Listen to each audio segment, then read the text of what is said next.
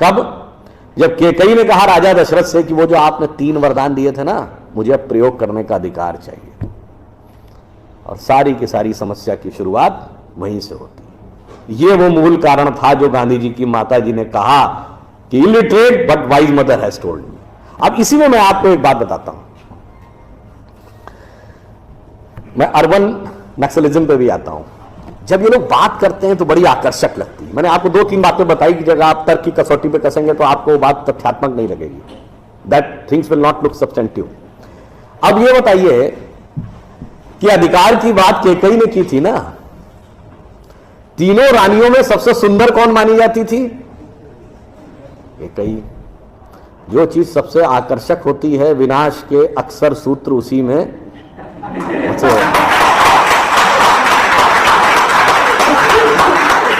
केकई की सबसे प्रिय दासी या साथी कौन थी? मंथरा, जिसको कुबड़ी कहा जाता है। सबसे विकृत चीज सबसे आकर्षक चीज के पीछे छुपी होती है। और मैं दूसरा उदाहरण आपको देता हूं, सबसे खतरनाक चीज भी कैसे आती है। रामकथा में उदाहरण है, रावण ने जब सीता जी का हरण किया तो वो राक्षस के वेश में आया था क्या? साधु का वेश धर के आया था। मगर वो कह रहा था बस लक्ष्मण रेखा पार करो, लक्ष्मण रेखा पार करो। और सीता जी ये सोचकर कि हम तो अच्छा काम करने जा रहे हैं, ये तो एक अच्छा चैरिटेबल काम है, और वो जैसे ही लक्ष्मण रेखा पार करती हैं और उसका असली स्वरूप समझ में आता है। ठीक यही ये अर्बन नक्सलिस्ट करते हैं। आपको एक साधु का आवरण ओढ़ के आते हैं, कहते हैं महान कार्य है, समाज सेवा का कार्य है, इसमें आप जुट जाइए। और एक बार आप अपनी लक्ष्मण रेखा क्रॉस करके वहां पहुंचे तब आपको समझ में आता, मगर तब आप चाहकर भी उसके चंगुल से छुटकारा पाना बहुत मुश्किल है। अब मैं एक और बात कहूंगा, ज्यादा विस्तार में न जाते हुए, इसके फंडामेंटल्स क्या है। देखिए, लेफ्ट और राइट की जो आइडियोलॉजी है पूरी दुनिया में है। अब दोनों में एक एक अच्छाई भी है। मैं देखिए किसी जो नहीं कह रहा हूं, सब में बुराई है।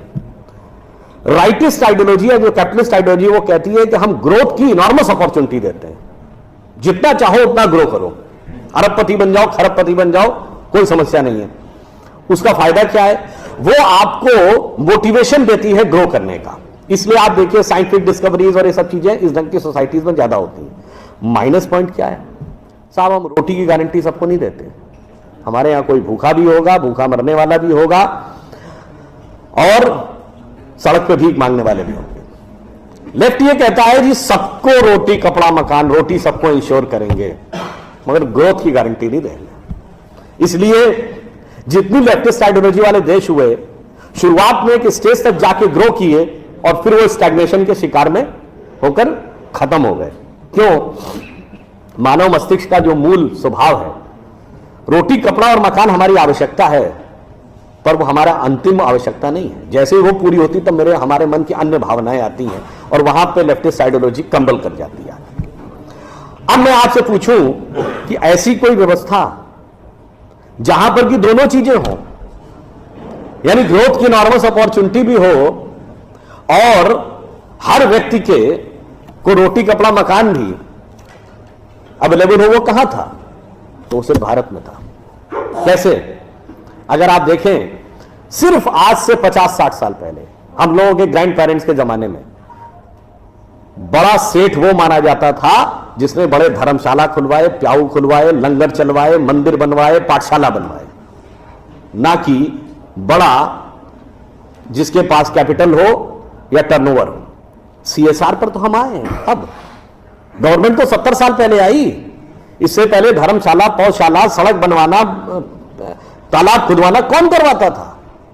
और वही बड़ा माना जाता था। आप देखेंगे वेस्ट में धार्मिक स्थलों में लंगर की परंपरा नहीं है, हमारे यहां है। मंदिरों में, गुरुद्वारों में हजारों हजारों लोग रोज लंगर खाते हैं। ये उसी विचार का प्रतीक है। अब देखिए एक बात और, अगली बात आती है। उन्होंने कहा जी आदर्श व्यवस्था तो वो है कि जिस व्यक्ति को कि जितनी सामर्थ्य हो वो उतना काम करे, ईमानदारी से उसे उतना हिस्सा मिले। कैपिटलिस्ट और कम्युनिस्ट दोनों कहते हैं नहीं साहब, बेस्ट सिचुएशन ये है, इसमें दोनों लोग लगभग एक मत है। कि I will work to the fullest of my capacity and I should be allowed to get the fruits. तो उनका सिद्धांत क्या हुआ, अगर एक वाक्य में कहें कि जो कमाएगा वो खाएगा, जो अच्छा कमाए उसको अच्छा खाने का मौका मिले। भारतीय विचार कहता नहीं, ऐसा नहीं है। भारतीय विचार यह कहता है कि जो आया है सो खाएगा, जो आया है वो खाएगा, जो कमाएगा वो खिलाएगा। ये कम्युनिज्म का पीक है। अब आप कहेंगे तो थ्योरेटिकल बात हुई, ऐसा होता कहां है? ऐसा होता है। भारत में समाज की प्राथमिक इकाई परिवार है। परिवार में एक आदमी भी कमाता है तो सबको खिलाता है। अगर 4 भाइयों में 3 भाई रोजगार से हैं, एक भाई बेरोजगार है, तो वो मिलकर उसका ध्यान रखते हैं। बेटा बेरोजगार है तो बाप मरते दम तक उसका ध्यान रखता है, क्योंकि हमारे यहां कहा गया जो कमाएगा वो खिलाएगा, जो आया है वो खाएगा। अरे भाई, आप तो सिर्फ आदमी तक रहे। हमारी ये सोच इतनी व्यापक थी। मैंने कहा ना, झूठ के पुलंदे कैसे रखे गए। अगर आप लोगों से बहुत को ध्यान हो तो जब पितृपक्ष आता है, श्राद्ध पक्ष, जिसमें पूर्वजों के लिए किया जाता है, तो उस दिन, जिस दिन आप अपने पूर्वजों का तर्पण करते हैं, उस दिन क्या होता है, 3 खाने के हिस्से निकाल के रखे जाते हैं। किसके लिए? एक कुत्ते के लिए, एक कौवे के लिए और एक गाय के लिए। क्यों? हमारे यहां गाय देवतुल्य पशु माना गया है, हाईएस्ट पेडेस्टल पे है। कुत्ते को शमशान का के देवता भैरव का वाहन माना गया है, एंड ऑफ द लाइफ की तरफ दर्शाता है। और कौवा उस प्रकार की श्रेणी का जंतु है जो कि तमाम गंदगियों को साफ करता है। यानी हम सिंबॉलिकली ये कह रहे हैं कि अगर भगवान ने हमको सबसे developed creature of the earth और ऑफ द यूनिवर्स बनाया है, तो लोएस्ट से लेके हाईएस्ट तक हर आदमी का ख्याल रखना हमारा कर्तव्य है, हर जीव जंतु का ख्याल रखना। वो वहां तक पहुंचे नहीं पहुंचे। इसीलिए मैं कहता हूं कि सिस्टमेटिकली बैठकर आप लोगों के दिमागों में, हम लोगों के दिमागों में 2-2, 3-3 पीढ़ी से ऐसी चीजें बैठाई गई जिसके ठीक उलट थी। 1-2 उदाहरण और दूंगा। जैसा भी ये भी ममता जी ने बोला फिल्मों के बारे में, फिल्मों में भी आपने देखा, जैसे उन्होंने बताया, एक ऐसा सीरियलों में कैरेक्टर होगा। अब मैं एक दूसरी बात की तरफ आता हूं। आपने जितनी हिंदी फिल्में देखी होंगी, भाई मैंने तो हिंदी और इंग्लिश के अलावा नहीं देखी, एक आधा उर्दू की फिल्म ही देखी है, अन्य भाषाओं की तो फिल्में मैंने देखी नहीं है।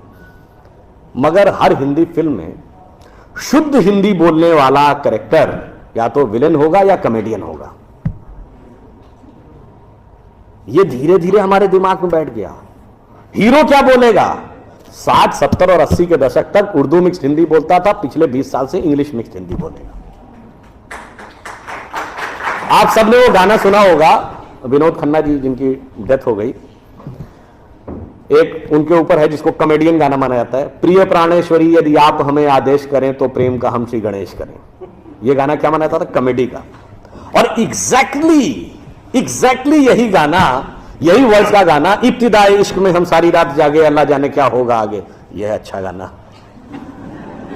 और इतना ही नहीं, जी हाल मुश्किल मुगम्बु रंजिश बहार हिजरा में सारा दिल है, इसमें दिल के अलावा कुछ समझ में आया नहीं। हिंदी के शब्द आ जाए, अरे साहब बड़ी कठिन हिंदी, बड़ी क्लिष्ट हिंदी कहां से ले आए, अगर साफ साफ उर्दू भी बोल दिया ये कहां ले आए, अंग्रेजी मिक्स्ड होना चाहिए।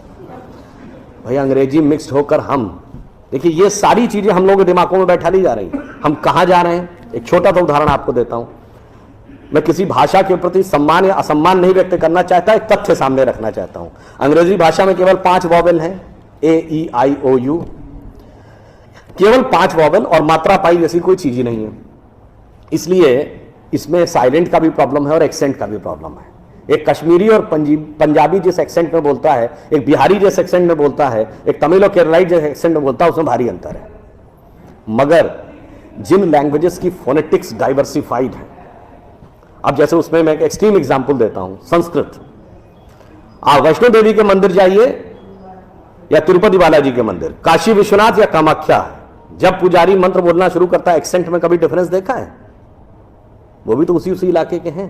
क्यों?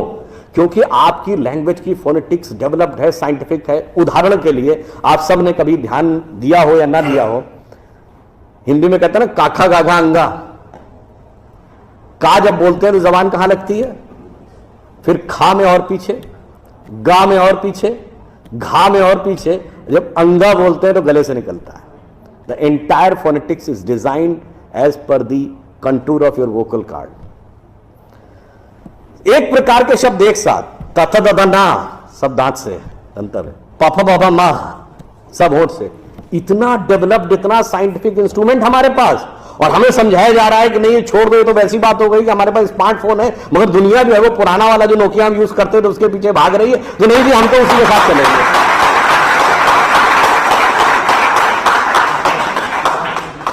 अंत में मैं एक बात और कहना चाहूंगा, हमें एक ये समझाया जाता है साइंटिफिक नहीं है, हम लोग साइंटिफिक नहीं है, साइंटिफिक एटीट्यूड से चलना चाहिए।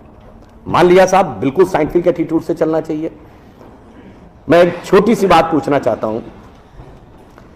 अभी एक विवाद आ गया था, उस विवाद पर नहीं जाना चाहता, जब वो हज का सब्सिडी खत्म हुई तो कुंभ मेले का विषय आ गया। कुंभ मेला हम सब जानते हैं, कुंभ मेले का एक एस्पेक्ट आप लोगों ने कभी ध्यान दिया है? कुंभ मेला कितने साल में एक बार पड़ता है? 12 साल में। 12 साल में एक बार क्यों पड़ता है? क्योंकि वो जुपिटर की साइकिल पर आधारित है। बृहस्पति ग्रह हर 12 वर्ष के बाद अपना एक चक्कर पूरा करके उसी राशि में दोबारा आता है, इसलिए कुंभ मेला 12 वर्ष में एक बार पड़ता है। हजारों सालों से चला आ रहा है, ठीक है। तो इसका मतलब हमको पता था ना कि बृहस्पति की साइकिल 12 साल की है। इनको तो अभी 100 साल पहले पता चला कि बृहस्पति की साइकिल 12 साल की है, और उसके बाद हमको समझा दिया जाता है नहीं साहब हम अनसाइंटिफिक थे। अब आप एक और बड़ी मजेदार बात देख लीजिए, सूर्य ग्रहण और चंद्र ग्रहण पड़ता है तो उसका डेट और टाइम कौन तय करता है? सरकार घोषणा करती है ना, टीवी पे आता है, रेडियो पे आता है, अखबार में आता है। किस बेस पे आता है? नासा की फिजिकल ऑब्जर्वेटरी बताती है कि फला तारीख को इतने बज के इतने मिनट पे सूर्य ग्रहण या चंद्र ग्रहण पड़ेगा, सोलर इक्लिप्स और ल्यूनर इक्लिप्स। मगर ये बताइए 1950 से पहले तो नासा की ऑब्जर्वेटरी नहीं थी। 1920 में जब अल्बर्ट आइंस्टीन ने रिलेटिविटी की थ्योरी दी, उससे पहले रिलेटिव मोशंस ऑफ प्लैनेट नहीं पता था। सॉरी 1916 में। 1920 में एडविन हबल एक साइंटिस्ट हुए जिन्होंने एक्सपेंडिंग यूनिवर्स की थ्योरी दी, उससे पहले एक्सपेंशन ऑफ यूनिवर्स नहीं पता था। 1900 में मैक्स प्लैंक साइंटिस्ट हुए जिन्होंने लाइट की क्वांटम की थ्योरी दी, फोटॉन्स वाली, उससे पहले प्रोपगेशन ऑफ लाइट ही नहीं पता था। 1897 में जे टॉमसन ने इलेक्ट्रॉन खोजा, उससे पहले आप मानते थे एटम अनडिविजिबल है। और 1633 में आप ये कहते थे, गैलीलियो को फांसी दे रहे थे इस बात के लिए कि उसने कहा सन रिवॉल्व्स राउंड द अर्थ गलत है। तो भैया आप 380 साल चल के जहां पहुंचे हैं, हमारा पंचांग तो युधिष्ठिर के जमाने से एज इट इज चला आ रहा है। क्या मतलब ये लॉजिक नहीं है, ये तो साइंटिफिक। फिर भी हमें समझाया जाता है कि साहब जो हमने सोचा वो सब हम अनसाइंटिफिक थे, हम गलत थे। बड़ी मजेदार बात है। इन ए स्पैन ऑफ लिविंग जनरेशन 50 साल में देखिए ये जो अर्बन नक्सल्स थे उन्होंने हमारे दिमागों में क्या क्या भरा और फैक्ट क्या था। 50 साल पहले जिस जिस चीज का मजाक उड़ाया गया वो चीज आज ठीक उसके उलट हो गई। 50 साल पहले कहते थे अरे यार ये अगर खेती करनी है तो mechanise farming, chemical fertiliser use करो। गाय के गोबर से कोई खेती होती? आदमी चांद पे पहुंच गया, तुम गाय के गोबर पे पड़े हो। आज नहीं, ऑर्गेनिक फार्मिंग की तरफ। 50 साल पहले क्या कहते थे? अरे भाई ये जड़ी बूटियों फल पत्ती खाने से कोई इलाज होता है? नीम हकीम खतरा है जान।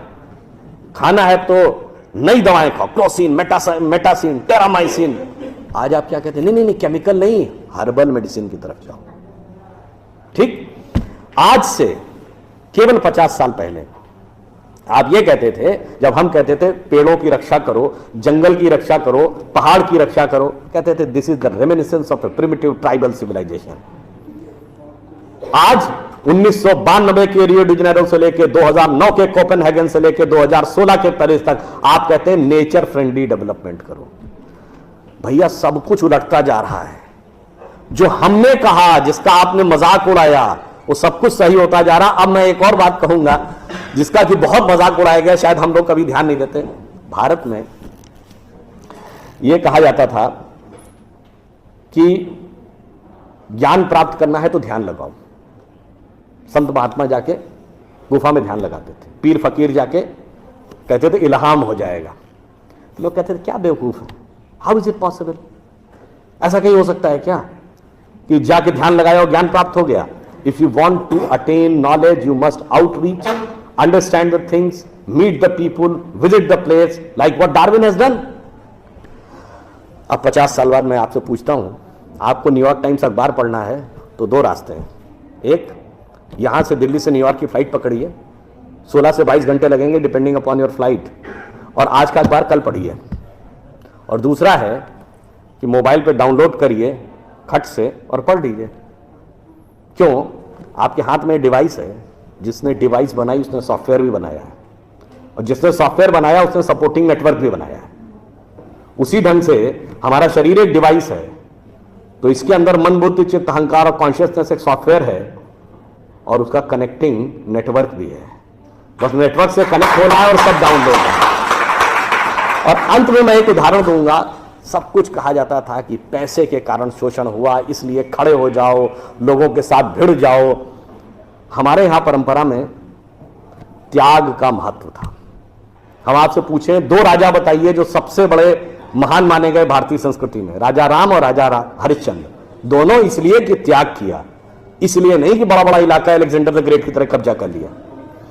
अब मैं एक आपको उदाहरण देता हूं, वो त्याग कैसे समाज में रचा बसा था। हमारे पूज्य संतों में से एक हुए संत रविदास, काशी के रहने वाले थे। उनके पास भगवान राम की एक मूर्ति थी। काशी नरेश उनके पास गए, कहा जाता था इतनी सिद्ध मूर्ति है, आप कृपया इसे मुझे दे दीजिए। ऐसी मूर्ति राजा के पास होनी चाहिए, राजभवन में, ना कि इस पे मैं इस मूर्ति के वेट का 10 गुना सोना आपको दे दूंगा। उन्होंने मना कर दिया। उन्होंने कहा जी इसके वेट का 100 गुना सोना दे दूंगा। उन्होंने मना कर दिया।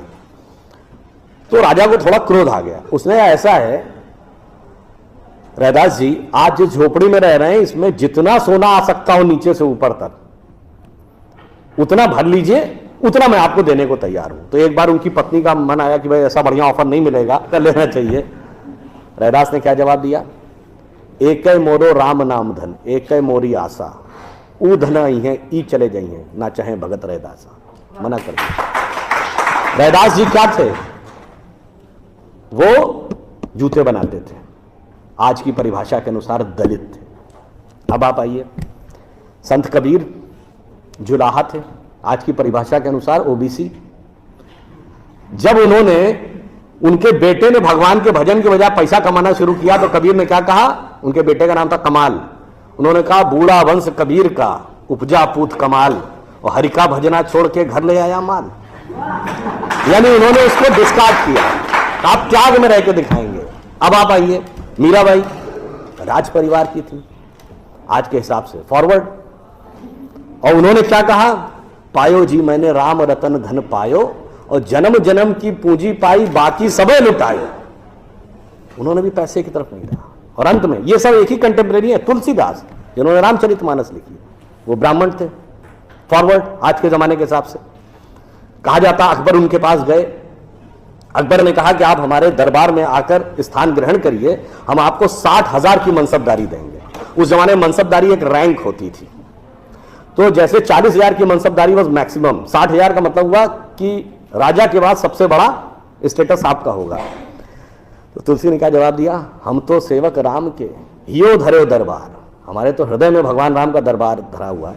तुलसी का अब होएंगे नरके मनसबदार। ये मैंने क्यों बताया?